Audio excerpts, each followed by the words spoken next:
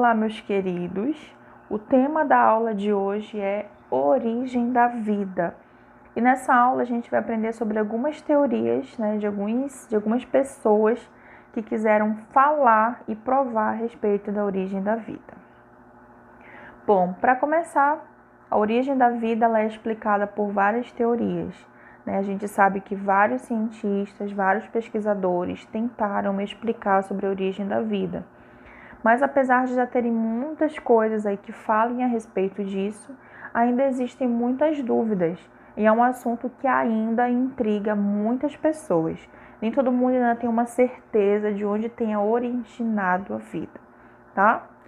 Com isso, com todas essas teorias que foram criadas, há várias hipóteses, para explicar tal evento, ok?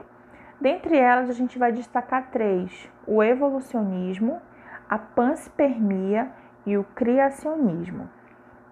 Bom, começando falando em evolucionismo, a gente precisa citar 2 grandes nomes dessas teorias, ok? Que foi o Darwin e o Lamarck, tá? As teorias deles ficaram conhecidas como darwinismo e lamarquismo, ok? Lembrando que são teorias da evolução, foram as teorias evolutivas. Começando a falar um pouquinho agora de Lamarck, ele foi um naturalista fixista, ok? Ele foi um dos primeiros nomes a citar sobre a teoria evolutiva. E ele criou a lei do transformismo em 1809. Isso aí é só um contexto histórico para vocês, tá? E a peça-chave para Lamarck era o ambiente induzia a transformação do indivíduo. Então, para ele, o indivíduo era de um jeito, mas dependendo do ambiente onde ele se encontrava, ele podia mudar o seu comportamento e, com isso, mudar as suas características. Na cabeça de Lamarck, isso era totalmente possível, tá bom? Com isso, ele fundamentou sua teoria baseada em 2 leis criadas por ele.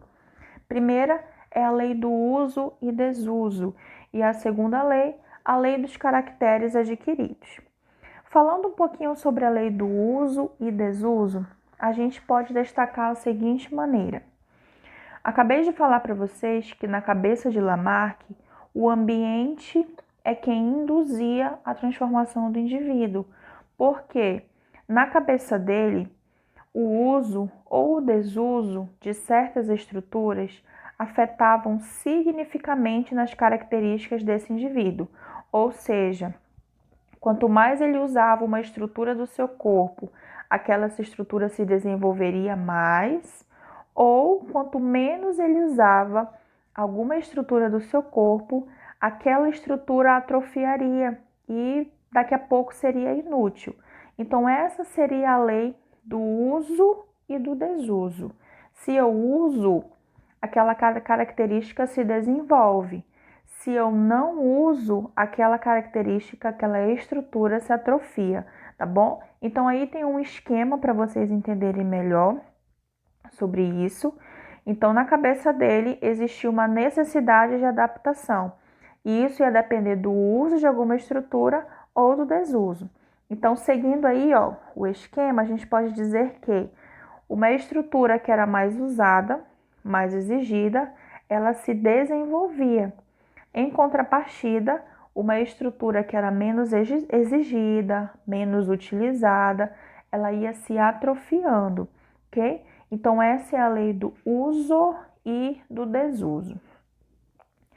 E aí, a gente tem o famoso exemplo das girafas, tá bom? Só quero frisar uma coisinha para vocês.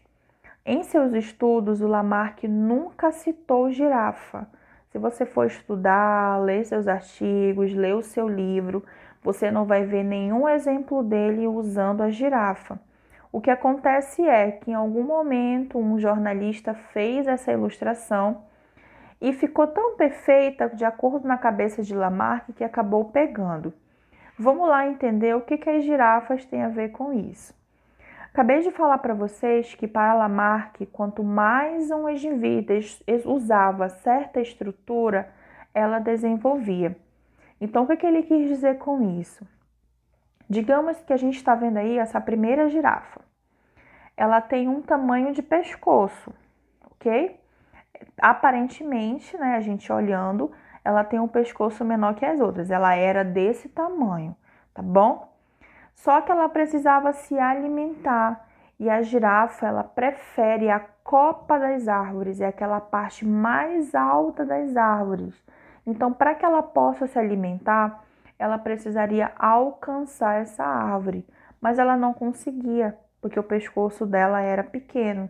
Então, o que ela fazia? Ela ia se esticando, se esticando, se esticando, se esticando, até que, de tanto ela usar o seu pescoço, ela desenvolveu um pescoço bem maior. Ele se desenvolveu por causa do constante uso. Então, por isso que as girafas ficavam pescoçudas. Então, fazendo essa ilustração, era mais ou menos isso que Lamarck queria dizer, ok?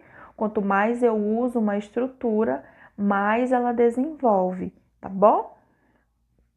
Aí, ó, outra estrutura, outra ilustração, perdão. Ó, na primeira imagem, as girafas de pescoço pequeno. Na imagem do meio, a gente percebe que já por fazer algum esforço, né, elas já conseguiram esticar um pouquinho o seu pescoço. Mas já na terceira imagem, elas já estão extremamente pescoçudas e conseguindo se alimentar das árvores. Então, era isso basicamente que o Lamarck queria dizer com a lei do uso e do desuso, tá bom?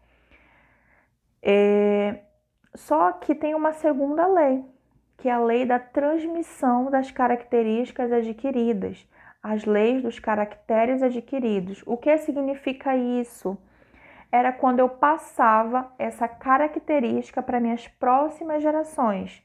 Por exemplo, voltando ao pescoço das girafas, digamos que essas girafas maiores aqui da terceira imagem, como elas já estão pescoçudas, quando elas tivessem filhos, as girafas já nasceriam pescoçudas. Ou seja, essa característica que elas adquiriram, elas iam passar de geração a geração. E por isso, por exemplo, que hoje não existem mais girafas de pescoço pequeno, só de pescoço grande, porque elas conseguiram passar essas características adiante. Então era isso que Lamarck queria dizer. Quanto mais eu uso uma estrutura, mais ela desenvolve. Quanto menos eu uso, ela menos se desenvolve ou atrofia. E com o passar do tempo, a característica que eu tiver, eu vou passar para os meus descendentes. Só que antes de passar para o próximo, eu preciso falar para vocês que as teorias de Lamarck, elas tinham muitos furos. Um exemplo. Se realmente fizesse sentido o que Lamarck disse, então significa dizer que eu, por exemplo, decido pintar meu cabelo de louro. Digamos que eu tenho um cabelo castanho escuro, mas eu decido pintar meu cabelo de louro, decido platinar meus cabelos.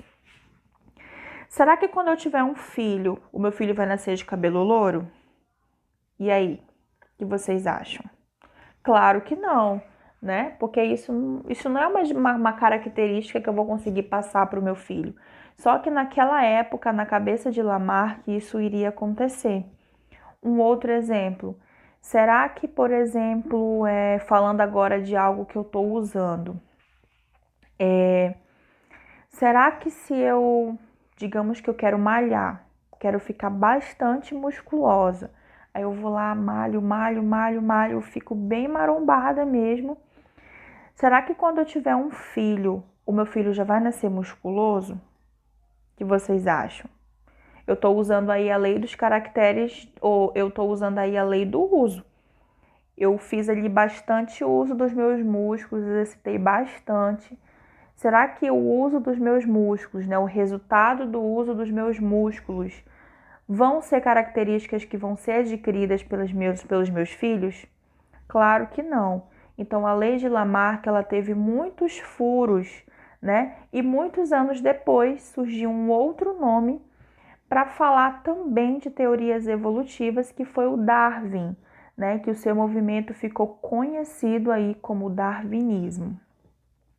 Falando um pouquinho de Darwin, ele era um naturalista evolucionista, também tentou explicar como as espécies se adaptam em ambiente, só que, ao contrário de Lamarck, Darwin dizia que era o ambiente que ia reagir ao organismo. Lá, Lamarck dizia que era o organismo que ia se adaptar ao ambiente, né? Aqui não, ele já está dizendo que era o ambiente que ia dizer se o organismo estava preparado ou não para aquele ambiente. Com isso, ele criou uma teoria chamada de seleção natural. O que significa essa seleção natural? É quando o organismo já chega pronto no ambiente, ok? Ou seja, digamos que o indivíduo chega num local, se ele tiver características boas para viver naquele local, ele sobrevive.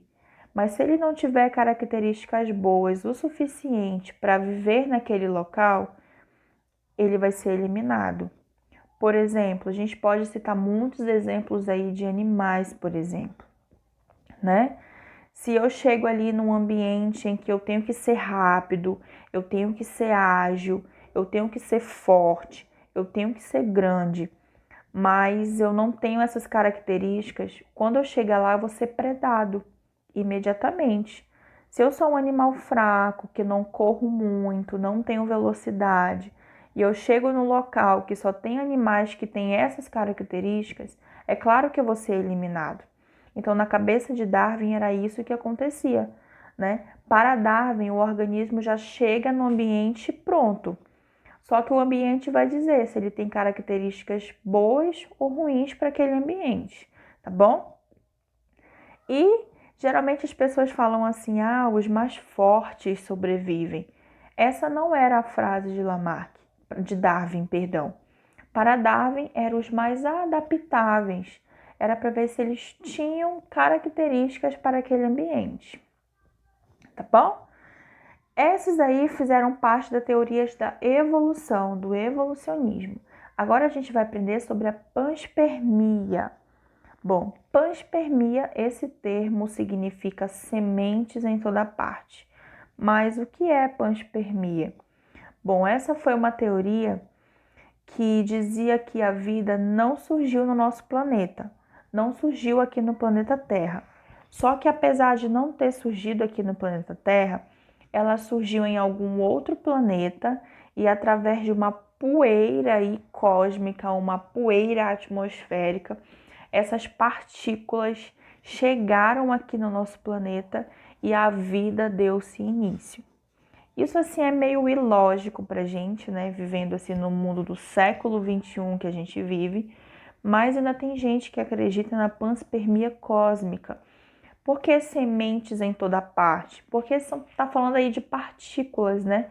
Que foram encontradas em outros planetas, foram trazidos para o planeta Terra e a partir dessas partículas, dessa poeira cósmica que surgiu a vida. Bom, tem gente que acredita. Essa foi uma teoria aí que foi proposta no fim do século XIX e ficou aí muito em alta durante esse período, tá? Por último, nós temos a crença do criacionismo, tá? Criacionismo nada mais é do que uma doutrina baseada no Gênese bíblico, né? Onde diz que a vida surgiu de um ser sobrenatural chamado Deus, né? É uma crença, uma teoria religiosa, tá? No qual toda a terra são frutos da criação do ser sobrenatural, como eu acabei de falar, Deus. Vale destacar que apenas 3 religiões monoteístas, ou seja, que possuem um único Deus, elas acreditam nessa versão criacionista: o judaísmo, o cristianismo e o islamismo. Vale ressaltar que, apesar de todas essas teorias, a educação adventista ensina o criacionismo. Aí embaixo tem um link que vocês podem acessar e vocês vão encontrar todos os detalhes a respeito do criacionismo, por que ela é a teoria, né, mais coerente de todas essas que a gente estudou. Lá vai ter, se eu não me engano, 10 dicas, né, 10 instruções, tentando mostrar para vocês sobre a teoria da criação. E de lá eu extraí um texto bem bacana que eu vou compartilhar com vocês agora. A educação adventista ensina o criacionismo, baseando-se em argumentos científicos, sem impor crenças religiosas, nem omitir a visão evolucionista. Ou seja, apesar de nós estarmos estudando numa escola totalmente criacionista, a gente não pode omitir a visão evolucionista, tá bom? Então, acabei de explicar para vocês os grandes nomes do evolucionismo, expliquei para vocês sobre a teoria da panspermia cósmica, mas também expliquei para vocês a respeito do criacionismo. Então, essa foi a nossa aula de origem da vida. Eu espero ter ajudado vocês. Até a próxima aula.